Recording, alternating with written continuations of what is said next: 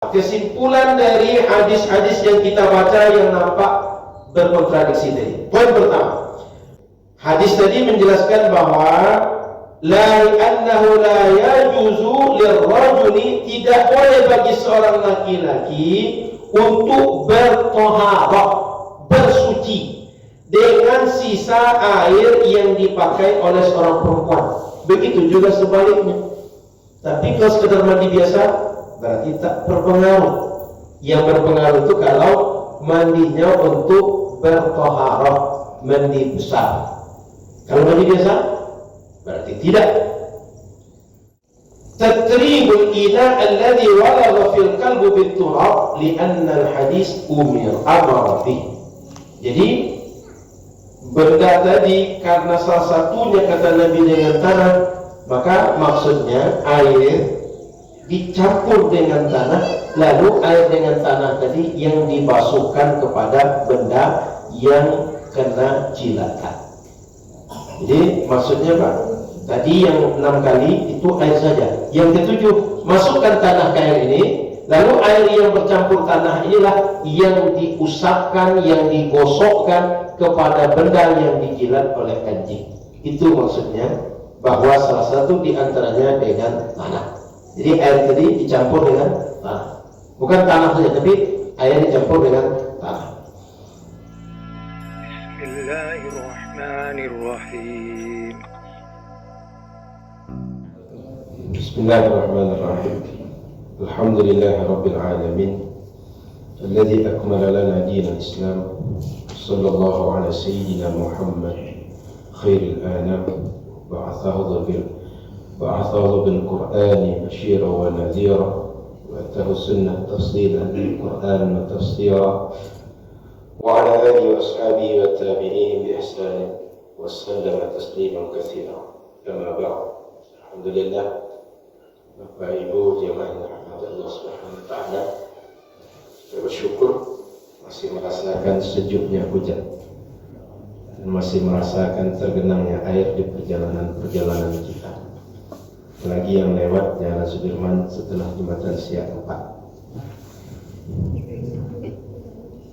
Mudah-mudahan kita semua tersehat, tetap bersyukur dengan karunia-karunia Allah, dan kita makin mengerti tentang kehidupan, makin mengerti hubungan kita dengan Allah, sehingga membuat kita makin merasakan kehambaan di hadapan Allah Subhanahu wa taala.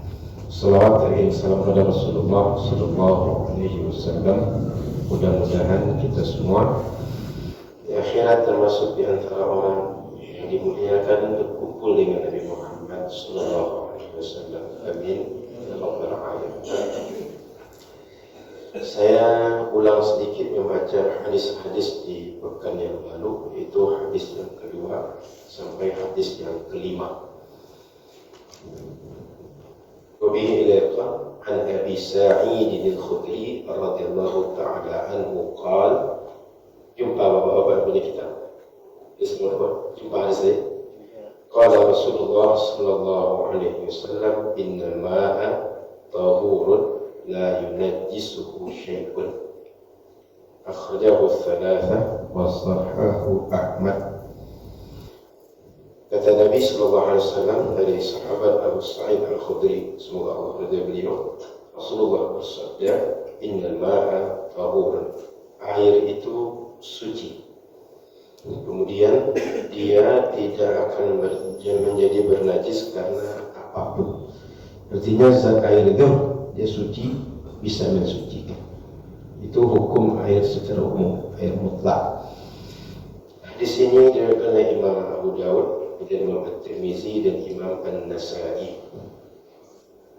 Kemudian disahihkan oleh Imam Ahmad. Saya ulang sedikit bahwa para ulama hadis ketika menyatakan sebuah hadis itu sahih, dia biasanya menyebutkan siapa ulama yang menghukuminya sahih. Kalau menyatakan sebuah hadis dhaif, sebuah hadis hasan, dia akan mengatakan siapa yang mendhaifkan, siapa yang menghasankan. Tidak asal ini sahih, ini dhaif, ini hasan, tidak. Tapi siapa ulama yang mensahihkan, siapa ulama yang menghasankan, siapa ulama yang mendhaifkan, itu disebutkan. Kenapa begitu? Sebab hukum hadis adalah sahih, hukum hadis dhaif, hukum hadis hasan dan lain-lain itu adalah hasil ijtihad ulama. Bukan Nabi yang mengatakan ini sahih, ini tidak sahih, bukan. Ulama yang meneliti sebuah jalur hadis, lalu oleh mereka dihukum nanti ini sahih, ini hasan, ini dhaif, ini maudhu' dan hukum-hukum yang lain. Maka yang objektif itu sebutkan ini sahih menurut siapa, ini dhaif menurut siapa, ini maudhu' menurut siapa. Karena boleh jadi menurut saya sahih, menurut Ustaz Hairul belum tentu. Dalam ulama hadis kan banyak ulama hadisnya. Bisa jadi kata ulama hadis satu ini sahih, kata yang lain hasan, kata yang lain dhaif. Jadi mesti objektif siapa yang menghukumi. Jangan sampai disebutkan sebuah hukum tapi tidak menisbahkan kepada siapa yang menghukumi. Seakan-akan dialah yang menghukumi. Pertanyaannya, dia ahlinya atau bukan? Paham ya? Saya lanjut. Hadis yang kedua, wabihi ilaqan an Abi Umamah al-Bahili radhiyallahu ta'ala anhu qala, diriwayatkan melalui jalur sahabat Abu Umamah al-Bahili, semoga Allah ridha beliau. Beliau berkata, qala Rasulullah sallallahu alaihi wasallam, Rasulullah sallallahu alaihi wasallam bersabda, innal ma'a la yunajjisuhu syai'un illa ma ghalaba ala rihihi wa ta'mihi wa lawnihi. Air tidak akan menjadi bernajis gara-gara sesuatu kecuali ada yang berubah warna, aromanya, kemudian rasanya atau dan warnanya. Akhrajahu Ibnu Majah wa dha'afahu Abu Hatim. Tengok di hadis ini ditakhrij oleh Imam Ibnu Majah tetapi dihukumi dhaif oleh Imam Abu Hatim. Dijelaskan siapa yang dihukumi dhaif. Di situ sama redaksinya Pak, di buku itu sama ya. Walil Baihaqi, pada redaksi Imam Baihaqi, al-ma'u tahurun illa in taghayyara rihuhu aw ta'muhu aw launuhu bi najasatin tahdutsu fihi. Dalam riwayat Imam Baihaqi, tadi riwayat Imam Ibnu Majah, sekarang riwayat Imam Baihaqi. Air itu suci kecuali apabila berubah rihuhu, aromanya, atau ta'muhu, atau rasanya, atau launuhu, atau warnanya, binajasatin tahdutsu fihi, ketika jatuh najis ke dalam air. Ada perbedaan sedikit. Di atas tidak sebutkan au, pilihan. Di atas sebutkan wa, di sini au. Itu di antara redaksi hadis berbeda. Hadis yang keempat, an Abi Hurairah radhiyallahu ta'ala anhu qala, qala Rasulullah sallallahu alaihi wasallam, la yaghtasilu ahadukum fil ma'id daimi wa huwa junubun. Diriwayatkan oleh sahabat Abu Hurairah, beliau berkata, Rasulullah sallallahu alaihi wasallam bersabda, janganlah seseorang di antara kalian mandi di air yang tergenang waktu itu dia dalam keadaan junub. Artinya jangan mandi besar di air yang tergenang. Wa anhu, maksudnya dari Abu Hurairah juga, annahu sami'a, tadi hadis akhrajahu Muslim dan Nasa'i. Hadis tadi dikhraj oleh Imam Muslim dan Imam An-Nasa'i. Hadis yang kelima, wa anhu, juga berasal dari sahabat Abu Hurairah, annahu sami'a Rasulullah sallallahu alaihi wasallam yaqul, beliau mendengar Rasulullah SAW bersabda, la yabulanna ahadukum fil ma'id daimi alladhi la yajri thumma yaghtasilu fihi.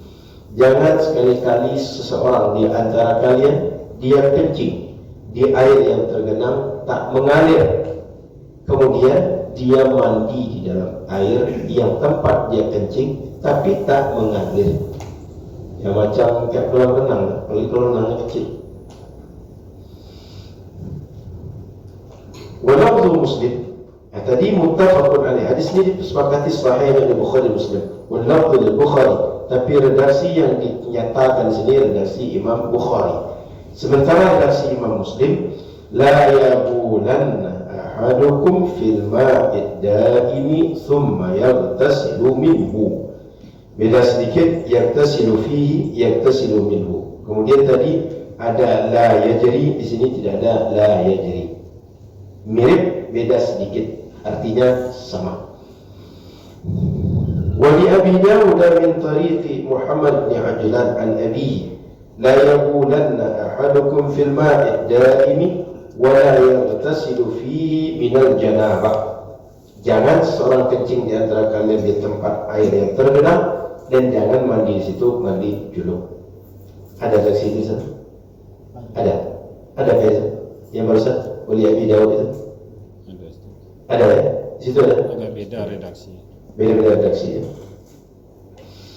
Jadi ada 3 hadis yang isi hadis itu tidak boleh kencing di tempat yang airnya tergenang. Kemudian kalau kita mandi juga di situ. Kemudian disebutkan mandinya mandi junub. Tadi tidak disebutkan mandi apa? Sekarang hadis berikutnya mandi junub. Jadi Bapak Ibu rahmati Allah, kok bisa hadis itu macam-macam riwayatnya Ustaz? Karena sahabat Nabi ketika mereka mendengar, ada yang mereka berdasarkan apa yang didengar, ada yang mereka berdasarkan apa yang mereka paham. Tetapi ketika dikonfirmasi, yang lain juga mereka redaksinya beda, substansinya sama. Makanya hadis itu Bapak Ibu, jika kita jumpa banyak riwayat itu jangan dibuang. Ambil satu, yang lain buang, jangan. Kenapa? Kalau dikumpulkan hadis itu semuanya, kita justru mendapatkan keterangan-keterangan yang tidak dapat di satu hadis, hadis yang lain memberikan keterangan. Sehingga bila kita kumpulkan semua riwayat, akan mudah kita mendapatkan kesimpulan dan terang apa sih sebenarnya yang dimaksud oleh satu hadis, karena dijelaskan oleh hadis yang lain. Sama dengan kita. Ini yang mengaji, katakan ada 40 orang. Lalu ketika pulang masing-masing cerita. Yang satu cerita, yang lain cerita. Orang yang mendengar dari beberapa sumber, dia akan mendapati informasi yang berbeda.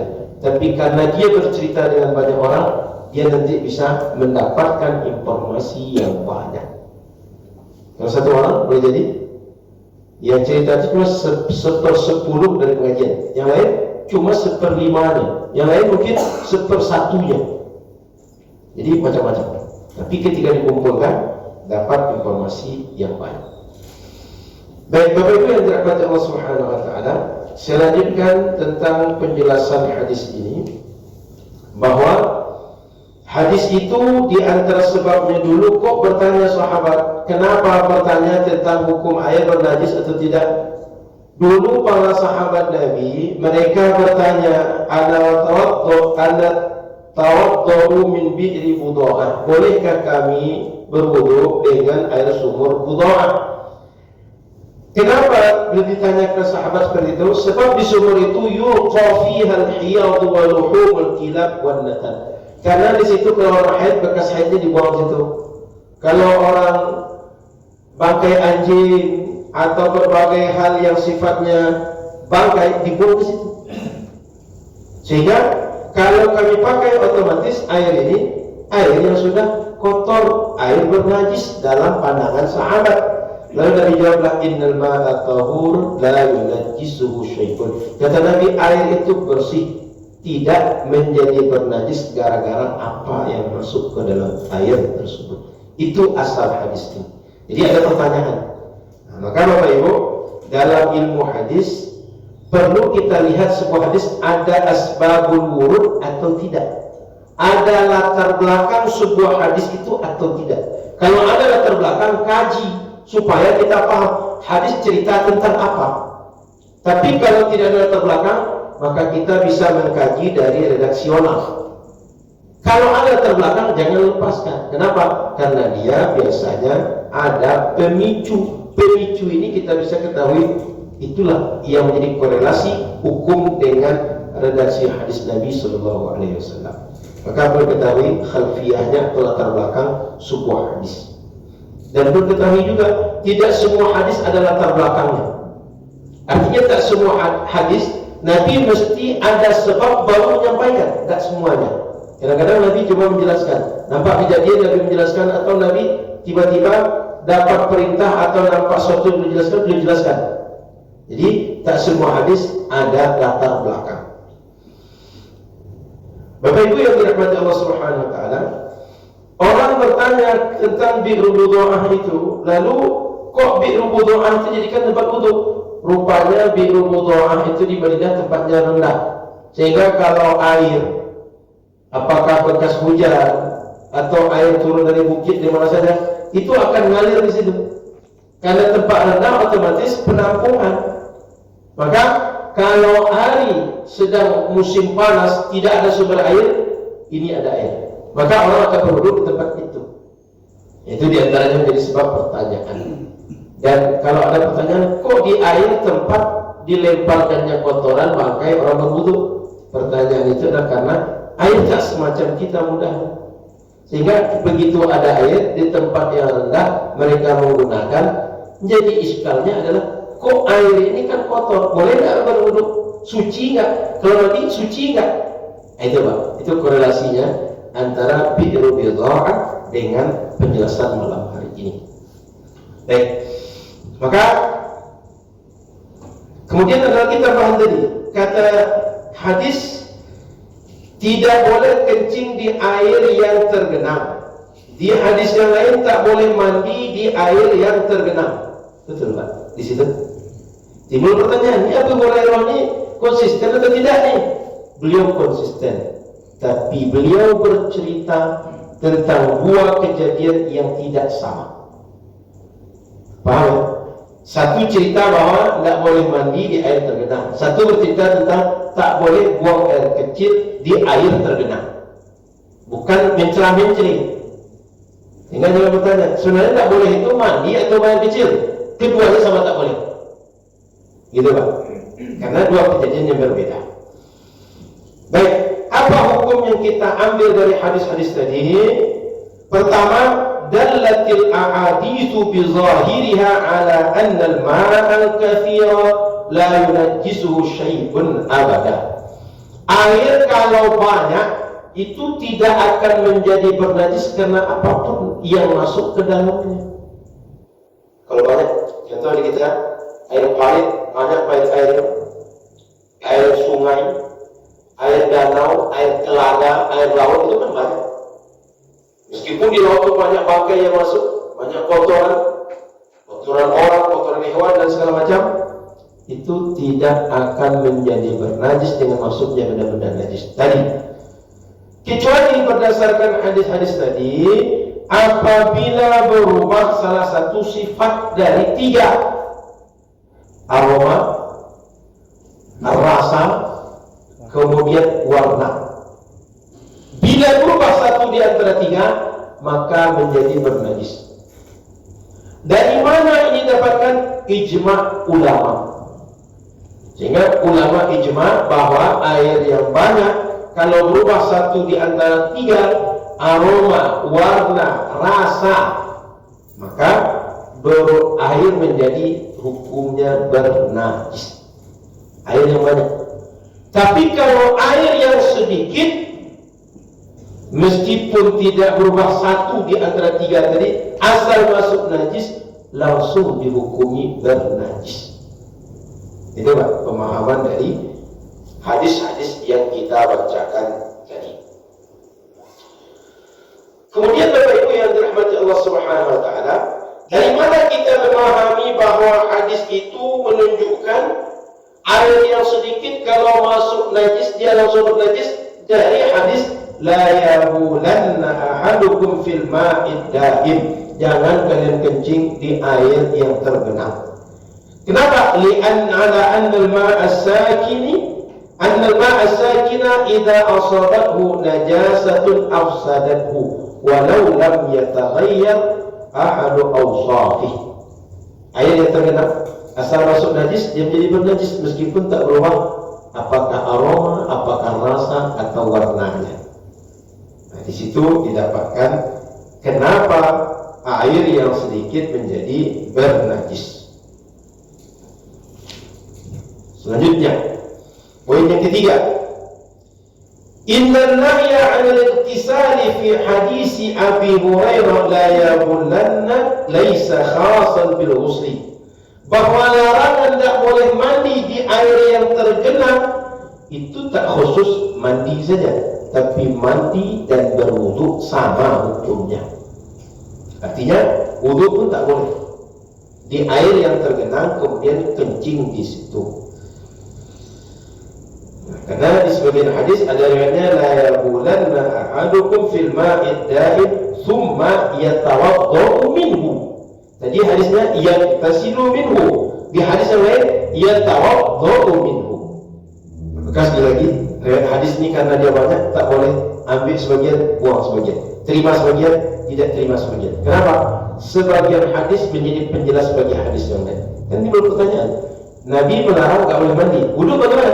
Rupanya riwayat Imam At-Tirmizi ada yang menjelaskan bahwa berwudu pun dilarang Nabi di situ. Itu Pak.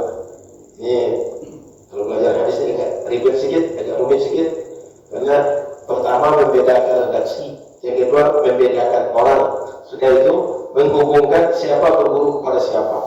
Belum lagi menghafal tahun nanti, belum menghafal siapa yang bapak, siapa yang anak, apakah anak dari bapak atau bapak dari anak mereka.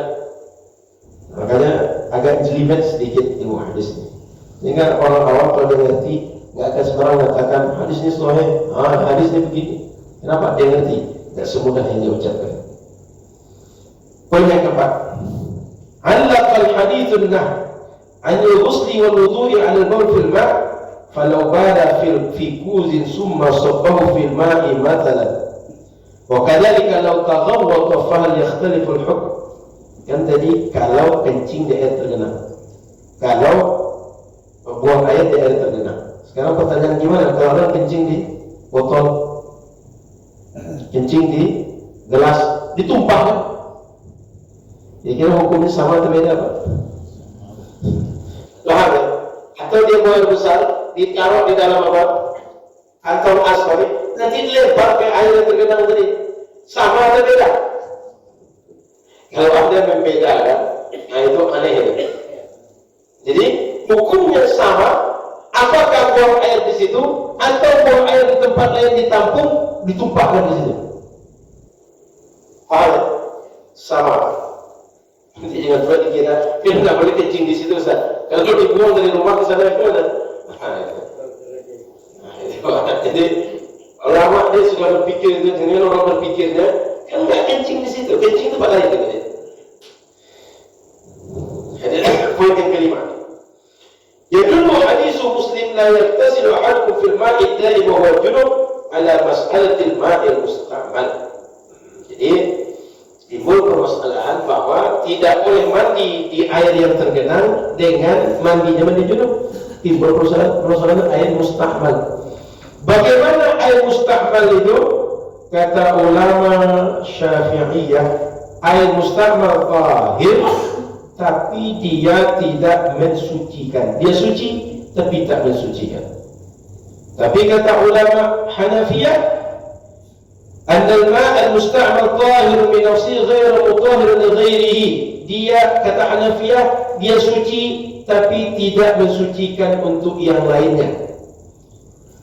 Kemudian wa yasluhu an yuzila an-najasa al-haqiqiyah, tapi bisa untuk menghilangkan najis yang hakiki. Tapi menghilangkan najis, tapi bisa menghilangkan najis. Syafi'iyah sama, tidak menghilangkan najis dan hadas.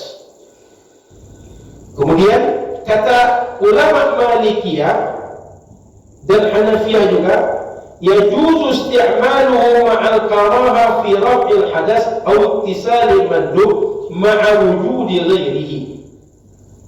Boleh menggunakan air mustakmal tadi untuk mengangkatkan hadas tapi makruh. Boleh tapi makruh. Ulama Syafi'iyah tidak menghilangkan hadas, tidak menghilangkan najis. Coba Jadi beda ulama memahaminya. Kenapa mereka beda? Bukan karena satu ngambil hadis, bukan karena satu tidak, tapi hadis yang sama memahaminya bahwa air mustakmal suci, mensucikan. Kata sebagian, dia suci tapi tak mensucikan. Poin yang 6, dalal ijma'u ala ta'thiri taghayyur sifatil ma' fi najasatihi. Ijma' para ulama bahwa berubahnya sifat air menjadikan air itu menjadi statusnya bernajis. Seperti 3 tadi, aroma, rasa, warna. Sehingga وذلك يدل على أن الماء الذي تغير بالنجاسة يطهر إذا عولج بما يزيل آثار النجاسة بالوسائل الفنية. Sehingga ulama kontemporer berpikir jika sifat yang berubah tadi bisa hilang dengan kecanggihan teknologi, status suci air kembali seperti asal. Kan kalau orang kimia, gula yang sudah campur dengan air ini bisa dipisahkan lagi. Kalau orang kimia, kalau dulu kan nggak ada teknologi itu. Maka kata para ulama kontemporer, jika sifat air yang menyebabkan statusnya bernajis bisa dikembalikan kepada asal dengan cara teknologi modern, air menjadi suci kembali. Jadi mana tahu Pak, warid kita banyak air kencing di situ, bisa orang misahkan air kencing yang putih dengan air biasa. Maka kalau kembali pada air biasa bisa berwudu dengan itu, suci dan suci kan. Begitu. Baik, saya baca hadis yang berikutnya. Sebelum masuk hadis berikutnya, kalau ada pertanyaan kita diskusikan. Kalau ada pertanyaan silakan. Kalau nak kita baca hadis yang ke-6. Di situ hadis berapa Pak Izan? 9 lagi. Jadi saya hadisnya sebenarnya sudah banyak juga, cuma yang dinomorkan tidak seperti Pak Irzak nomor. Tapi tidak masalah, nanti Bapak dengar yang saya baca sama atau tidak. Kan kita tidak perlu berdebat di nomor kan? Nah, yang penting kan isinya dan ilmunya. Penomoran itu metode masing-masing. Saya baca hadis berikut. An Abdullah bin Umar, sama Pak. An Abdullah bin Umar radhiyallahu ta'ala anhuma qala Rasulullah sallallahu alaihi wasallam, "Idza kana al-ma'u kullatayn lam yahmil al-khabath." Wa fi riwayatin lam yanjus. Diriwayatkan dari jalur sahabat Abdullah bin Umar, semoga Allah ridha beliau dan ayahnya. Beliau berkata, Rasulullah SAW bersabda, apabila air jumlahnya 2 kulah, lam yahmilil khabath, air itu tidak bernajis. Ini kalau kita belajar fikih, ada air banyak, ada air sedikit. Air banyak itu standarnya apa? 2 kulah atau lebih dari 2 kulah, minimal 2 kulah. Sama hadisnya Pak? Kebalik tak? Kebalik sini nomor 5 nih. Nomor berapa sudah Pak? Nomor 5.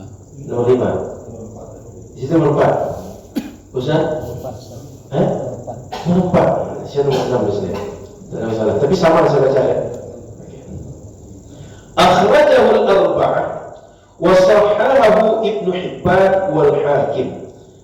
Hadis ini diriwayatkan oleh Imam At-Tirmizi, diriwayatkan oleh Imam Ibnu Majah, Imam An-Nasai, dan imam-imam yang lainnya, termasuk Imam Abu Dawud. Jadi Imam Abu Dawud, Imam Tirmizi, Imam An-Nasai, Imam Ibnu Majah. Dan dianggap sahih oleh Imam Ibnu Hibban dan Imam Al-Hakim. Sekali lagi, tadi saya sampaikan bahwa para ulama hadis kalau dianggap sahih, dia nyatakan siapa yang menghukuminya sahih. Di sini Imam Ibnu Hibban dan Imam Al-Hakim menganggapnya sahih hadis tersebut.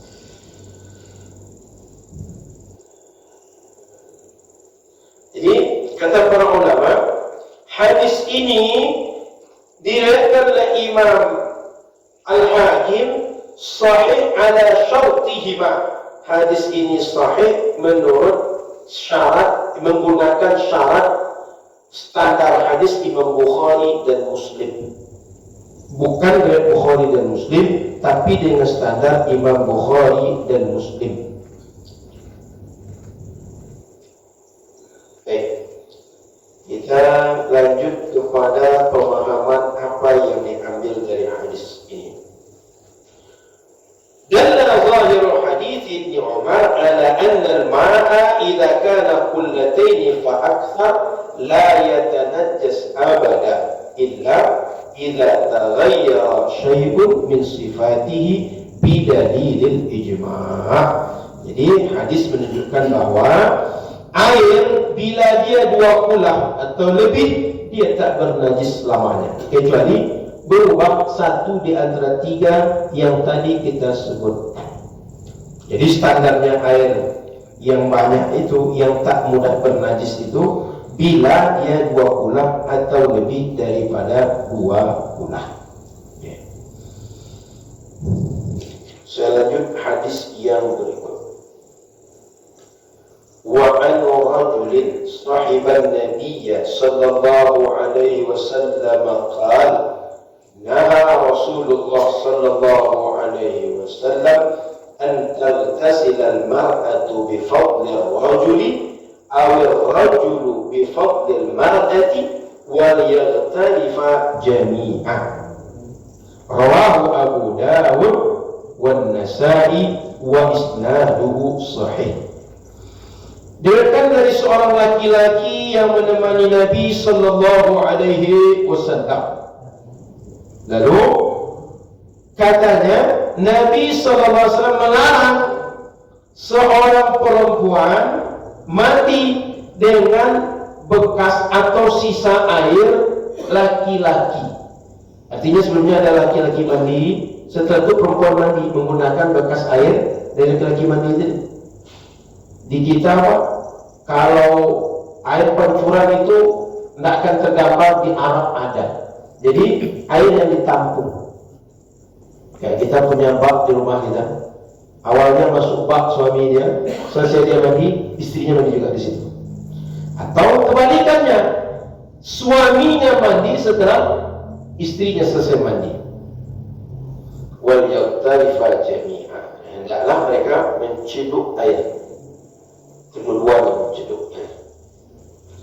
Hadis selanjutnya. Wa an Abdullah bin Abbas radhiyallahu anhuma anna Rasulullah sallallahu alaihi wasallam kana yaghtasilu bi fadli Maimunah radhiyallahu anha. Akhrajahu Muslim wa Ibnu Majah. Riwayat dari sahabat Abdullah bin Abbas, semoga Allah ridha beliau dan ayahnya.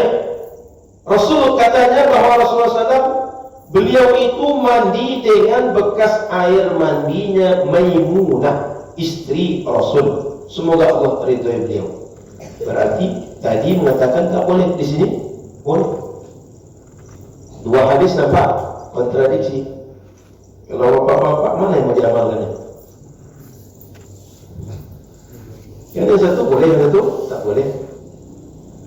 Tak bisa dengan saya sukanya tidak apa-apa bekas Ustaz. Saya tak bisa lagi. Ini hadis mesti dianalisa mana di antara hadis yang sahih lalu bisa berhujjah, mana yang tidak dan tak bisa berhujjah. Wa li ashabis sunan ightasala ba'du azwajin nabi sallallahu alaihi wasallam fi jannah faja'a liyaghtasila minha faqala inni kuntu junuba faqala innal ma'a la yujnib wa sahahahu at-Tirmidzi. Para ulama hadis yang membuat kitab sunan meriwayatkan sebagian istri-istri Nabi mandi di sebuah bejana yang besar, tempat penampungan air yang besar. Lalu datanglah Nabi untuk mandi juga di bekas mandi para istri Nabi tadi. Faqalat, kata salah seorang istri Nabi, saya ini junub Rasul. Lalu apa kata Rasul? Air itu tak berubah statusnya menjadi air junub gara-gara orang sebelumnya mandi junub di situ. Hadis ini dianggap sahih oleh Imam At-Tirmidzi. Jadi Bapak Ibu yang dirahmati Allah Subhanahu wa taala, hadis ini nampak redaksinya ada yang kontradiksi bagi kita. Sebenarnya belum tentu kontradiksi, tapi bagi kita kontradiksi.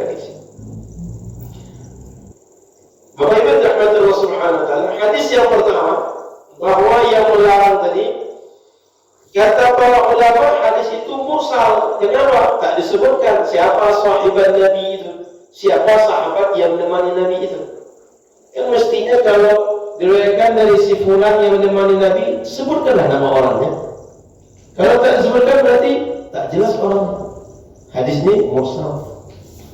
Lalu dijawab oleh para ulama bahwa hadis itu disebutkan namanya oleh ulama hadis yang lain. Nama orangnya adalah namanya An-Dawud alladhi rawahu an Humaid bin Abdurrahman al-Himyari wa Ibnu Yazid al-Awdi. وهو ضعيف مردودة فإنه ابن عبد الله الأودي وهو ثقة وقد صرح باسم أبيه أبو داود وغيره. Jadi hadis ini dalam riwayatnya ada yang mengatakan dhaif, tapi sebagian mengatakan tidak. Kenapa? Ayah seorang periwayat hadis itu dhaif, tapi anaknya tidak. Dan hadis tadi melalui riwayat anak, bukan riwayat bapaknya. Hadis ini juga dikuatkan dengan hadis yang lain, riwayat yang berbeda. Anna Nabi sallallahu alaihi wasallam naha ayatawadda ar-rajul li fadli tahuril mar'ah atau qala bi suqriha. Akhrajahu Ahmad wa Tirmizi wa Abu Dawud wa Ibnu Majah wa qala Tirmizi haditsun hasan. Jadi kalau ditengok dari beberapa riwayat bahwa hadis yang mengatakan bahwa larangan untuk tidak boleh menggunakan air bekas orang lain untuk mandi itu juga ada hadis yang lain menguatkannya. Sehingga hadis sudah tidak kuat, yang membolehkan juga kuat. Kedua-duanya dianggap kuat. Nah, lanjutkan, masih ada analisa yang lain. Lalu sedangkan riwayat para ulama seperti hadis Ibnu Abbas tadi yang mengatakan bahwa Rasul mandi dengan bekas mandinya Maimunah. Fa akhrajahu Muslim wa Ahmad min tariqin wahidin wa akhrajahu Ibnu Majah lakin min tariqin akhar ghaira tariqin Muslim wa Ahmad wa huwa yuqawwil hadis. Intinya kedua hadis riwayatnya adalah sama-sama kuat, sahih, bisa berhujjah. Sedangkan riwayat para ulama Ahlus Sunan yang tadi para ulama mengatakan sebagai istri Nabi mandi, lalu Nabi datang, kemudian Nabi bermandi juga dari sana, itu juga hadis hasan sahih. Artinya riwayat-riwayat yang ada itu semuanya sahih, bisa untuk dijadikan hujjah. Lalu bagaimana kesimpulannya? Poin pertama, kesimpulan dari hadis-hadis yang kita baca yang nampak berkontradiksi tadi. Poin pertama, afada hadisul rajuli min as-sahabah naha an taghtasil al-mar'ah bi fadli ar-rajul wa hadis al-hukm al-ghifari annahu la yajuzu lir-rajuli an yatatahhara bima baqiya min ma'in tatahharat minhu mar'ah wa tatahharat minhu imra'ah wa kadzal aksu. Jadi hadis tadi menjelaskan bahwa la annahu la yajuzu lirrajuli, tidak boleh bagi seorang laki-laki untuk bertoharah, bersuci dengan sisa air yang dipakai oleh seorang perempuan. Begitu juga sebaliknya. Tapi kalau sekedar mandi biasa berarti tak berpengaruh. Yang berpengaruh itu kalau mandinya untuk bertoharah, mandi besar. Kalau mandi biasa berarti tidak. Wa nukila dzalika 'an as-sahabati wat tabi'in wa huwa madhhab al-hanbaliyyah fi fadl tahur al-mar'ah min hadits al-asghar aw akbar idza khallat bih. Hadis yang kedua. Poin yang kedua.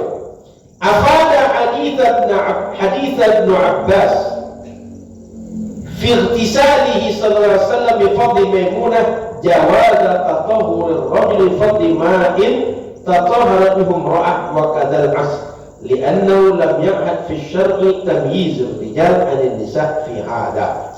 Hadis Ibnu Abbas mengisyaratkan kepada kita bahwa Nabi mandi dengan bekas airnya Maimunah, boleh laki-laki bersuci dari air bekas mandinya perempuan dan sebaliknya. Jadi tidak dibedakan bahwa kalau air laki-laki tak boleh, air perempuan boleh, atau sebaliknya. Tidak. Hukum bekas air mandi orang laki-laki dengan air mandi orang perempuan sama, tidak dibedakan. Jadi jangan kira nanti bahwa beda air kalau bekas mandi laki-laki, kalau bekas mandi perempuan dibedakan. Tidak, sama hukum keduanya. Poin ketiga, amma ijtima'u ar-rajuli wa imra'atihi 'ala al-wudu' aw al-ghusl min ina'in wahidin fajaizun aidan muttafaqun 'alaihi la ikhtilafa fihi wal ahaditsu fi dhalika mutadhafirah qati'ah. Kalau ada seorang laki-laki dan perempuan berwudu atau mandi dari satu sumber air yang sama, satu tempat yang sama, sama-sama wudu dari satu sumber air, itu boleh, tidak mengapa. Jadi anggap kita di satu bak yang sama, lo masing-masing berwudu dari itu, boleh. Mandi di situ keduanya sama-sama boleh. Jadi Bapak Ibu yang dirahmati Allah Subhanahu wa taala, di dalam mazhab ulama kita, mazhab Syafi'i, boleh bekas air perempuan dipakai untuk mandi oleh laki-laki dan sebaliknya.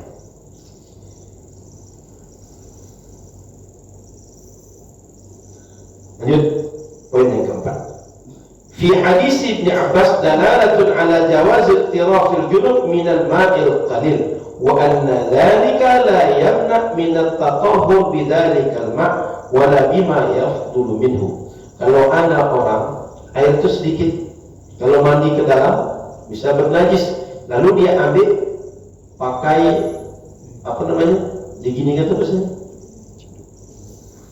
dia bukan namanya, diciduk pakai tangan dia, bukan pakai alat tapi pakai tangan dia. Tapi tangan ini berfungsi sebagai alat, bukan tangan dibersihkan situ, alat pengambil air. Dia seperti sebagai gayung. Bila meskipun orang tadi dia berhadas, dia ambil dari air sedikit, air tadi kalau digunakan niatnya sebagai cedokan atau sebagai gayung, ini tak merubah status air menjadi bernajis meskipun dia seorang yang sedang berhadas. Paham maksudnya? Jadi kalau ada air, dia memasukkan tangan sekedar menggunakan tangan untuk cedokan, bukan untuk membasuh di situ, maka air tak berubah menjadi berhadas, tak menjadi bernajis karena dia masukkan tangan dia mengambil air. Tapi kalau dia masukkan di situ, air bisa menjadi mustakmal dengan air statusnya sedikit. Jadi kan ada air banyak, ada air sedikit. Sehingga kalau air sedikit, dia menjadi bernajis asal masuk najis. Kalau banyak, tak menjadi bernajis kecuali berubah satu di antara tiga. Sekarang kalau dicedokkan, sekedar mengambil air tidak menjadi status hukum seperti air yang sedikit tadi. Paham ya? Nah, tapi kalau dia berwudu di situ, dia basuhkan di situ, bukan niatnya sebagai untuk mencedokkan air, maka hukumnya menjadi air mustakmal, air yang sisa tadi. Tapi kalau kita cedokkan, tidak mustakmal, dan air yang kita pakai suci juga mensucikan.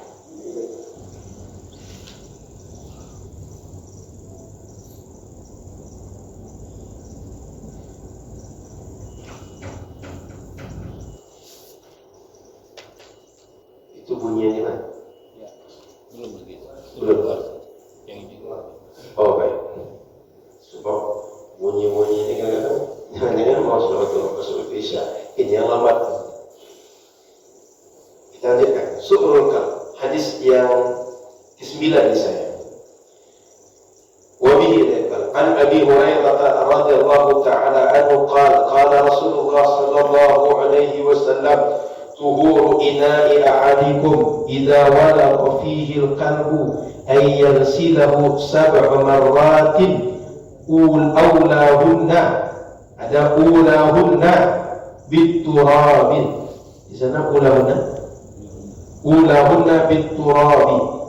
Akhrajahu Muslim wa fi lafzin lahu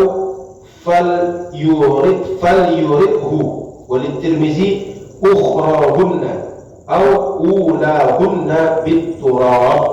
Ada situ yang saya baca? Ulahunna aja. Iya Pak? Ada ya? Ada ulahunna aja ya? Hadis ini sahih diriwayatkan oleh Imam Muslim, Imam Tirmizi dan Imam An-Nasa'i.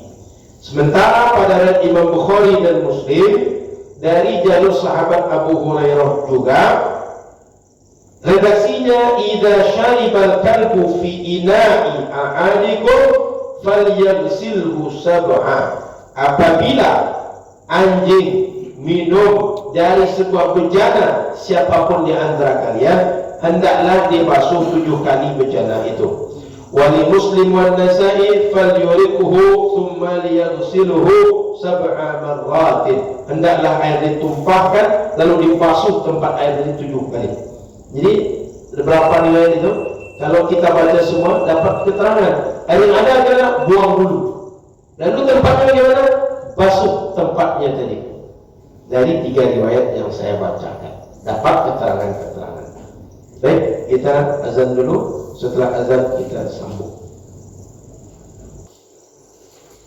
Baik, Bapak Ibu yang dirahmati Allah Subhanahu wa taala, di hadis kita bacakan, bila ada air diminum, dijilat oleh anjing di sebuah wadah kita, maka tempatnya mesti dibasuh 7 kali, 1 di antara 7 tadi dengan tangan. Ini tidak sekedar tempat wadah air, tapi kenapa wadah air? Biasanya air menjilat, anjing menjilat dari air yang ditampung di sebuah wadah, yang wadah itu mungkin terbuka lalu bisa dijilat anjing. Ini tidak dibatasi, cuma menunjukkan bahwa biasanya anjing menjilat air pada wadah yang terbuka.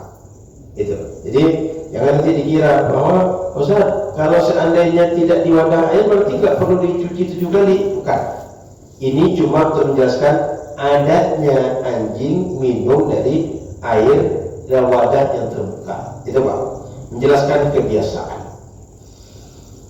Kemudian Bapak Ibu yang dirahmati Allah Subhanahu wa taala, poin-poin yang kita ambil dari hadis tadi, 1, berhukum najis semua ma walagha fihi al-kalbu min syarabin atau ta'amin.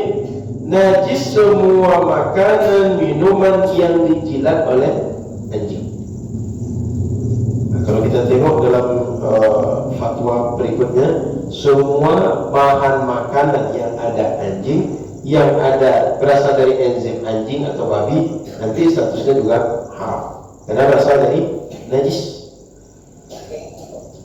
Jadi makanan dan minuman berasal dari jilatan anjing, berasal dari jilatan anjing saja haram, apalagi babi. Jadi dalam bahasa usul fikih itu min babi aula.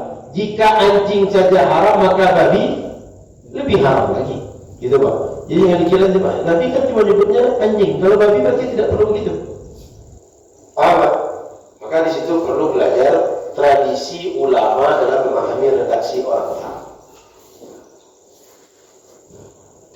Dari mana didapati bahwa hukumnya najis? 1, kata Nabi, tuhuru ina'i ahadikum, bahwa benda kalian dia menjadi suci bila tak dijilat oleh anjing. Kalau dijilat, dia menjadi tak suci. Nabi nyebutnya begitu. Poin yang kedua, kata Nabi suruh bi'irakati su'ril kalbi. Nabi suruh air yang tadi dijilatnya tumpahkan. Kalau tak tumpahkan berarti air tadi bersih, air tadi suci. Karena dia tak suci, Nabi suruh buang. Maka ini menjelaskan bahwa anjing bila menjilat makanan, bila menjilat minuman, maka makanan minuman menjadi bernajis gara-gara faktor itu, dijilatnya itu. Lanjut. Poin kedua, annal ina' alladhi walagha fil kalbu yughsalu 7 marrat. Benda, bejana, wadah, kalau dijilat oleh anjing, maka mesti dibasuh 7 kali karena Nabi menyuruh seperti itu. Namun ulama ada yang berbeda. Kata ulama bahwa membasuh 7 kali itu wajib. Ini kata ulama Malikiyah, Syafi'iyah dan Hanabilah. Sementara kata ulama Hanafiyah, annahu yajibu ghuslul ina 3 marrat faqat wa istahabbu al-itmam ila 7 amalan bil hadis. Kata Hanafiyah cukup 3 kali yang wajibnya. Sunnahnya sempurnakan 7 kali seperti pada hadis. Tapi ulama Malikiyah, Hanabilah, Syafi'iyah mengatakan wajib 7 kali. Kalau kata Hanafiyah cukup 3 kali, menyempurnakan 7 ini untuk sempurna sesuai sunnah saja, bukan wajib. Artinya 3 dah cukup. Itu Pak. Beda Hanafiyah dengan jumhur ulama. Apa dalilnya? Kok bisa cukup 3 kali? Dalil mereka bi anna najasatal kalbi akhaf min al-ghaib. Najis anjing itu katanya lebih ringan daripada tinja. Lam yajid fi tahara min al-ghaib an tansil al-ina 7. Buang air kan tak wajib 7 kali, Pak. Kita makan besar, tak wajib 7 kali. Maka ini kalau itu tidak wajib 3 kali, ini lebih tak wajib lagi. Gitu kira-kira dalil ulama Hanafiyah. Kita tak usah diperdebatkan panjang, Pak, takutnya bingung nanti. Minimal kita tahu kenapa mereka mengatakan tak menjadi wajib 7 kali. Itu diantara argumen mereka. Kemudian poin yang ketiga dari hadis tadi, tatribul ina alladhi walagha fil qalbi bit turab li'anna al-hadis amara bih. Jadi benda tadi karena salah satunya kata Nabi dengan tanah, maka maksudnya air dicampur dengan tanah, lalu air dengan tanah tadi yang dibasuhkan kepada benda yang kena jilatan. Jadi maksudnya Pak, tadi yang 6 kali itu air saja. Yang ke-7 masukkan tanah ke air ini, lalu air yang bercampur tanah inilah yang diusapkan, yang digosokkan kepada benda yang dijilat oleh anjing. Itu maksudnya bahwa salah satu diantaranya dengan tanah. Jadi air tadi dicampur dengan tanah, bukan tanah saja, tapi air dicampur dengan tanah. Wallahu a'lam apa rahasianya kok disuruh oleh Al-Quran, oleh hadis Nabi dengan tanah. Tapi di antara penemuan-penemuan kontemporer ada virus yang mati dengan tanah, ada yang tak mati, ada yang hanya mati dengan tanah, ada yang tidak bisa. Maka ketika dimatikan dengan tanah, virus-virus itu insya Allah tidak mudarat. Itu hikmah saja. Tapi alasan dasarnya hadis menyuruh kita melakukan cara seperti itu. Itu poin dasarnya. Kemudian poin yang keempat, al-jumhur ala najasati su'ril khinzir li najasatihi kal kalbi bal ashad. Jumhur ulama mengatakan bahwa babi itu sama najisnya dengan najisnya anjing tadi. Bahkan lebih berat najisnya babi dibanding anjing. Waqala al-Malikiyah fihi kama qalu fi su'ril kalbi. Jadi kata ulama Malikiyah, bekas anjing sama dengan bekas babi, hukumnya sama. Kata ulama Hanafiyah, tak sekedar anjing dan babi, ada yang sama dengan itu. Apa kata mereka? Su'ur siba'il bahaim. Kalau ada hewan-hewan yang liar, hewan-hewan yang buas seperti harimau, seperti singa, kalau sempat mereka melakukan hal yang sama, hukumnya juga najis. Jadi tidak sekedar bekas anjing dan babi yang najis, tapi hewan-hewan buas kata ulama Hanafiyah najis juga.